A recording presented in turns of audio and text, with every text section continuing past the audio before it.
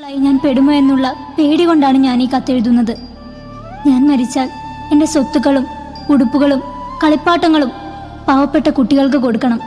പിന്നെ എനിക്കിഷ്ടമുള്ളൊരു കുഞ്ഞുടുപ്പുണ്ട്, അതെൻ്റെ ചിന്നുവിന് കൊടുക്കണം. ഞാൻ ഈ കത്തെഴുതുമ്പോൾ പുറത്ത് പൊട്ടിത്തെറികളുടെയും വെടിവെപ്പിൻ്റെയും മരണഭീതി കൊണ്ട് ഓടുന്ന മനുഷ്യരുടെയും ശബ്ദം എന്നെ വല്ലാതെ അലട്ടുന്നു. എനിക്ക് ഈ കത്തെഴുതി പൂർത്തിയാക്കാൻ പറ്റുമോ അറിയില്ല.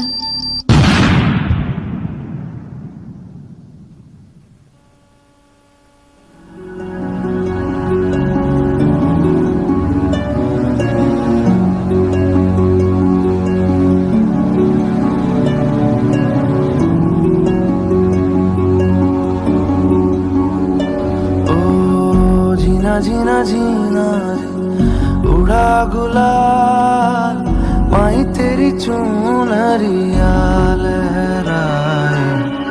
जीना जीना जीना रे उड़ा गुलाल माही तेरी चुनरिया लहराए। रंग तेरी रीत का रंग तेरी प्रीत का रंग तेरी जीत का है लाई लाई लाई। रंग तेरी रीत का रंग तेरी प्रीत का माही तेरी चुनरिया लहराए। जब जब मुझ पे उठा सवाल माही तेरी चुनरिया लहराए।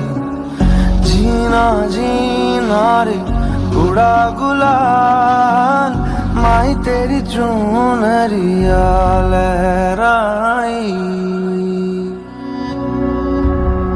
എന്റെ അമ്മയെ കുറിച്ച് ഞാനൊന്നും പറഞ്ഞില്ല അല്ലേ? എല്ലാവരും പറയും ഞാൻ എന്റെ അമ്മയെ പോലെയാണെന്ന്.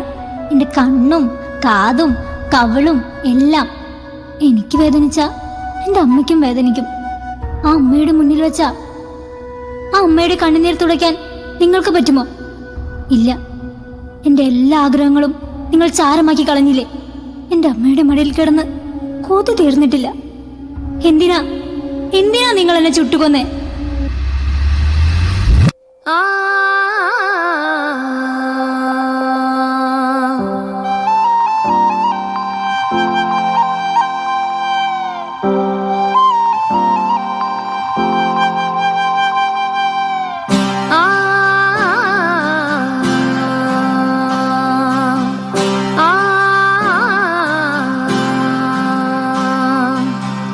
മണ്ണിലെ ഈരമുണ്ട്, മുൾക്കാട്ടിൽ പൂവുമുണ്ട്, നമ്പിനാൽ നാളെ ഉണ്ട്,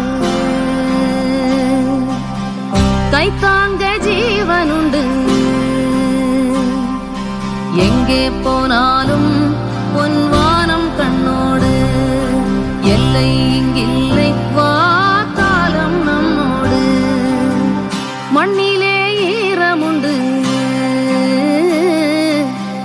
മുൾക്കാട്ടിൽ പൂവുമുണ്ട്. ചിന്നു, നിങ്ങൾക്കറിയോ എന്റെ അനീത്യ നല്ല കുറുമ്പി കൊച്ച്. എന്നെ തല്ലും മാന്തും മുടി പിടിച്ചു വലിക്കും. പക്ഷേ എനിക്കിഷ്ടാട്ടോ. ഞാനില്ലാതെ ഒരു ദിവസം പോലും അവൾ ഉറങ്ങില്ല. ഇന്നവള് അവളുടെ ചേച്ചി അന്വേഷിച്ച് നടക്കുന്നുണ്ടാവൂലേ?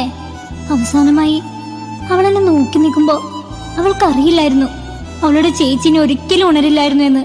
ചേച്ചി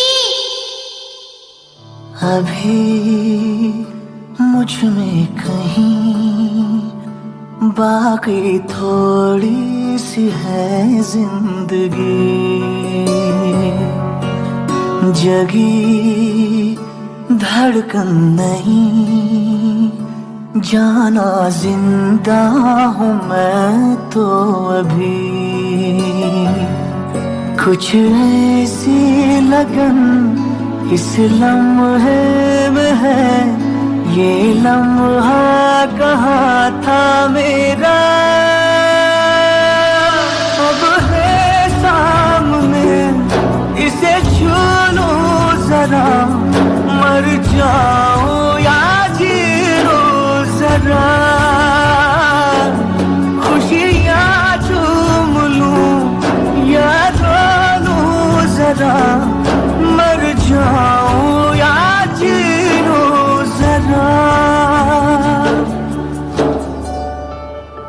വ്യക്തിവൈരാഗ്യങ്ങളും യുദ്ധവെറുകളുമില്ലാതെ പരസ്പരം സ്നേഹിക്കാൻ മാത്രം അറിയാവുന്ന ആ കുഞ്ഞു മനസ്സുകളോട് നിങ്ങൾ എങ്ങനെ ക്ഷമ ചോദിക്കും? നിന്റെ നേരിൽ സൂര്യൻ ഉദിച്ചു നിൽക്കുന്ന പകലുകൾ പോലും ഭയം കൊണ്ട് ഇരുണ്ടതായി മാറി. നിന്റെ പ്രതികാരങ്ങൾക്ക് ബലിയായത് ചിരിക്കുവാൻ മാത്രം അറിയാവുന്ന വരും തലമുറ കൂടിയാണ്. സ്നേഹം കൊണ്ട് നദികൾ ഒഴുക്കേണ്ടിടത്ത് നിങ്ങൾ രക്തം കൊണ്ട് നേർച്ചാലുകൾ ഉണ്ടാക്കി. അതിൽ നിന്ന് നിങ്ങൾ എന്ത് നേടി?